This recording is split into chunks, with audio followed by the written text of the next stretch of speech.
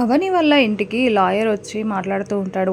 ఇంక అందరూ హాల్లోనే ఉంటారు. ఏంటి లాయర్ గారు ఇలా వచ్చారు అని అక్షయ్ అడుగుతూ ఉంటే, మీ నాన్నగారు ఈ యాక్సిడెంట్ జరగడానికి ముందు రోజు ఒక వీలునామా రెడీ చేశారు అని వీళ్ళు ఏం రాసిందంటే అని చదువుతూ ఉంటాడు. అవని గారికి 51% వాటా రాసి మిగిలిన ముగ్గురు కొడుకులకి మిగిలిన దాంట్లో అందరూ సగభాగాలుగా తీసుకోవాలని రాసి ఉంది. ఇవిగోండి ఈ డాక్యుమెంట్స్ మీకు ఇవ్వడానికే వచ్చాను అని చెప్పి అవి ఇచ్చి అక్కడి నుంచి వెళ్ళిపోతాడు. ఇంకా మాటలు విని అందరూ చాలా షాకింగ్గా చూస్తూ ఉంటారు.